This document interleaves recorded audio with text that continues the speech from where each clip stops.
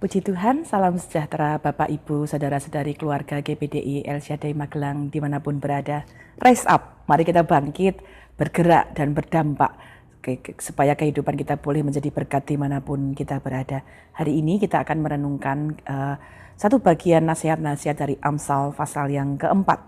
Satu bagian yang penting untuk kita lihat ya dalam perjalanan kehidupan kita.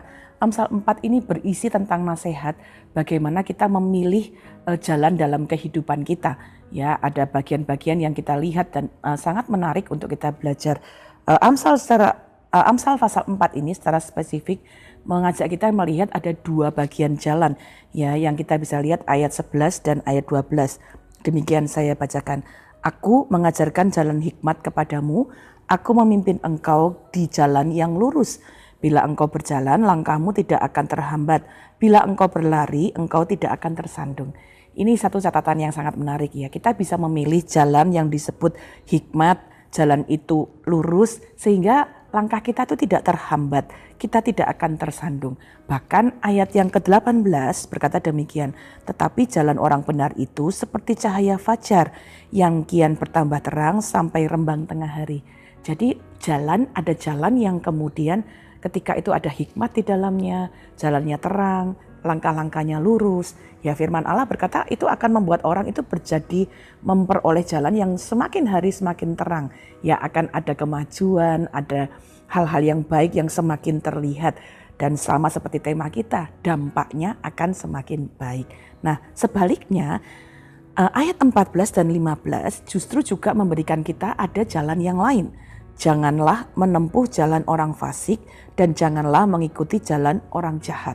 Ayat 15, jauhilah jalan itu, janganlah melaluinya, menyimpanglah daripadanya dan jalanlah terus. Jadi ternyata ada jalan yang dikatakan bukan jalan orang yang berhikmat tapi orang fasik. Ya, karena itu disebut jalannya itu jahat. Ya, jalan itu bisa membawa kepada kebinasaan, kepada kehancuran. Karena itu disarankan jangan memilih jalan itu. Sama seperti disebutkan di ayat 19. Jalan orang fasik itu seperti kegelapan. Mereka tidak tahu apa yang menyebabkan mereka tersandung. Sebaliknya ya, jalan orang benar tadi itu terang sehingga orang itu bisa tahu, oh ini ada bahaya, saya nggak akan lewat situ, saya tidak akan tersandung. Orang yang berjalan secara mengikuti kefasikan, kejahatan, bahkan digambarkan seperti dalam kegelapan sampai dia tidak tahu bahwa mengapa dia bisa tersandung. Kenapa? Karena dibutakan oleh banyak hal.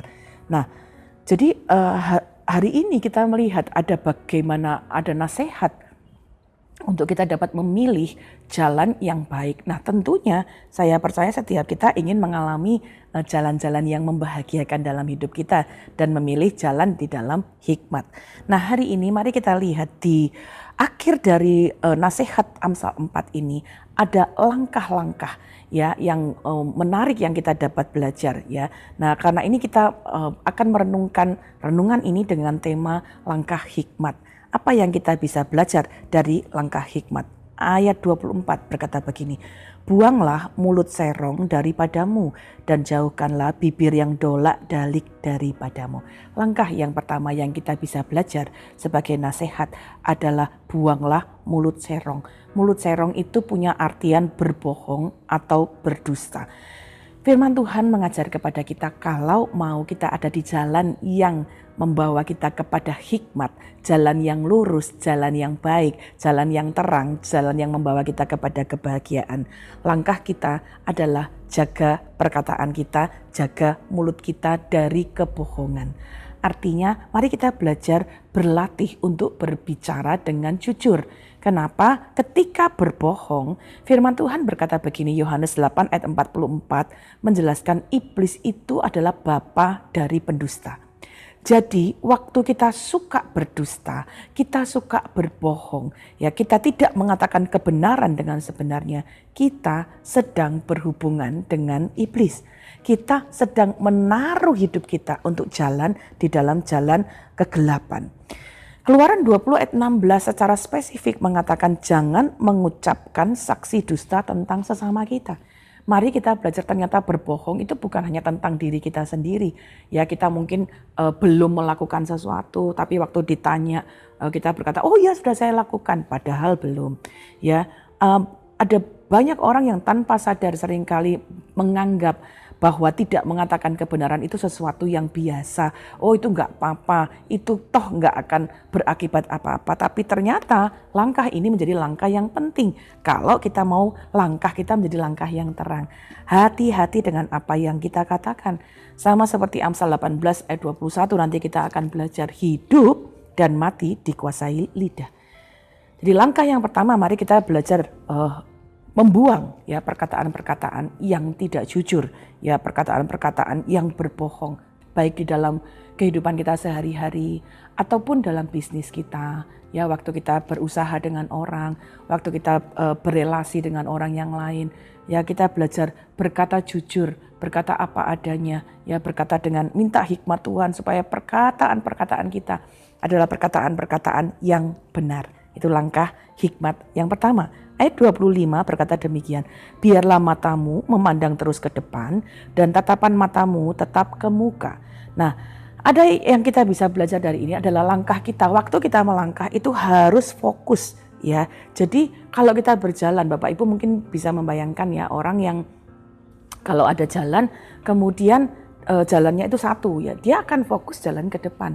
Tapi coba kalau mungkin kita nggak fokus, di depan kita ada 2 jalan atau 3 jalan, kita bingung ya mau memilih. Mungkin baru pilih jalan A, kayaknya jangan, pilih jalan B, jangan pilih jalan C. Bapak Ibu bisa bayangkan orang yang nggak fokus justru akan mengalami banyak membuang waktu yang nggak berguna, membuang waktu sehingga dia bisa tertinggal dengan yang lainnya. Begitu juga dalam hidup kita. Kalau kita mau mengalami hal-hal yang baik ya, mengalami kemajuan dalam hidup kita, fokus dalam hidup kita. Fokus pada panggilan kita ya, bukan hanya tentang panggilan-panggilan duniawi. Kita mungkin kenali, wah aku minatnya apa ya, aku kepandaiannya apa ya, aku kesukaannya apa ya. Lalu kita belajar untuk fokus di situ. Itu bagus, tapi juga fokuslah bahwa apa yang aku lakukan dalam hidup ini adalah segala hal yang sesuai dengan kehendak Tuhan. Mari saya akan mengajak Bapak Ibu baca Filipi 3 ayat 13 sampai 14. Paulus itu sangat fokus dalam hidupnya. Dia berkata begini, aku melupakan apa yang telah di belakangku dan mengarahkan diriku kepada apa yang di hadapanku dan berlari-lari kepada tujuan untuk memperoleh hadiah, yaitu panggilan surgawi dari Allah dalam Kristus Yesus. Ini satu contoh bagaimana kita menetapkan langkah kita fokus. Nah, apa yang kita bisa belajar dari Paulus? Paulus berkata begini, aku mengarahkan diriku pada panggilan surgawi. Artinya, Paulus sungguh menyadari kalau aku hidup dalam dunia ini, waktu aku berjalan, aku melakukan aktivitas, aku melayani, ya, aku tahu itu panggilan surgawi, aku melakukannya dengan mata yang tertuju kepada Tuhan. Waktu aku lakukan sesuatu, segala sesuatu itu tujuannya kepada kehidupan yang kekal. Segala sesuatu tujuannya kepada Kristus, supaya aku serupa dengan Dia. Jadi Bapak Ibu, apapun yang kita kerjakan dalam dunia ini, dengan pekerjaan kita, jabatan kita, pelayanan kita, keluarga kita, membawanya fokus, biarlah matamu memandang terus ke depan. Artinya langkah kita hendaklah disesuaikan dengan apa yang jadi kehendak Tuhan. Supaya jalan kita itu jalan yang benar.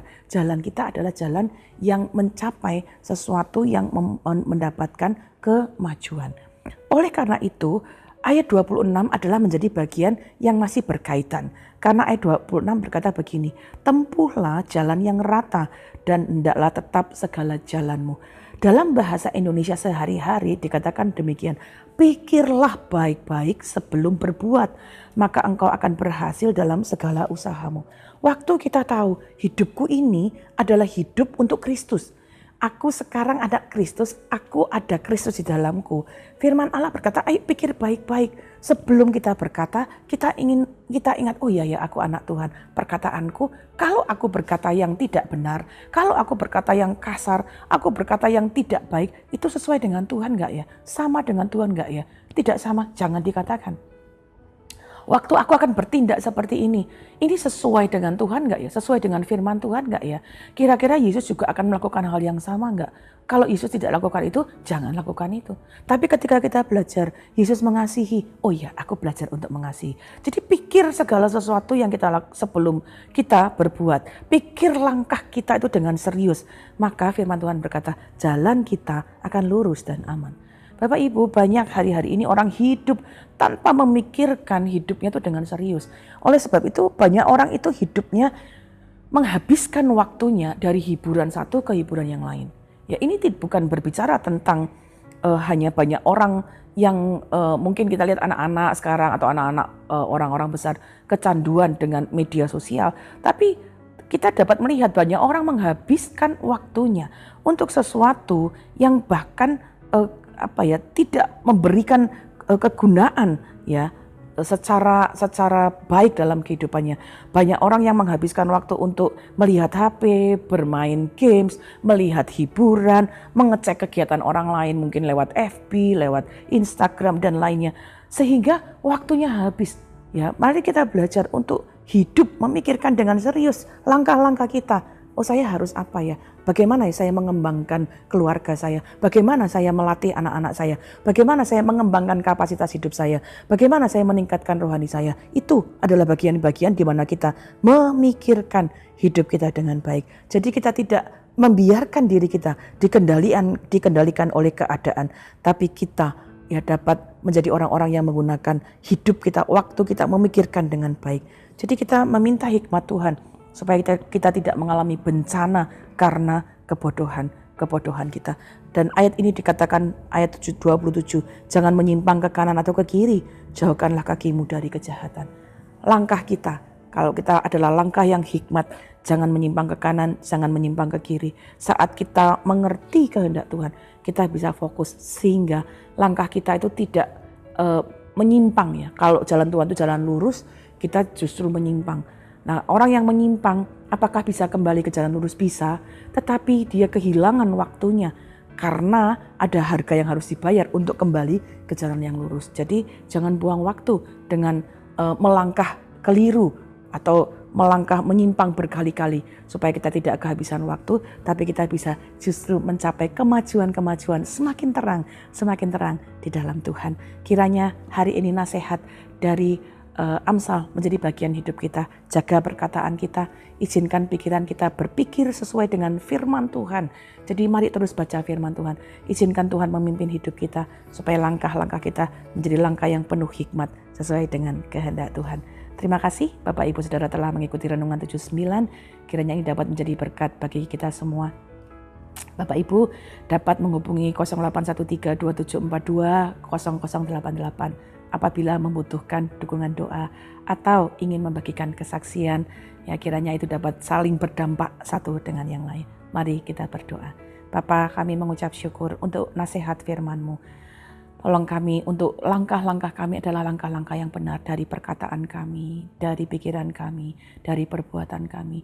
Biarlah kami memilih ada dalam langkah-langkah hikmat supaya langkah kami semakin terang, semakin berdampak satu dengan yang lain. Berkatilah keluarga GPDI El Shaddai Magelang supaya kami hidup sesuai dengan kehendak-Mu, terus hidup dalam kebenaran, semakin hari semakin mencintai Tuhan, semakin hari semakin serupa dengan Kristus.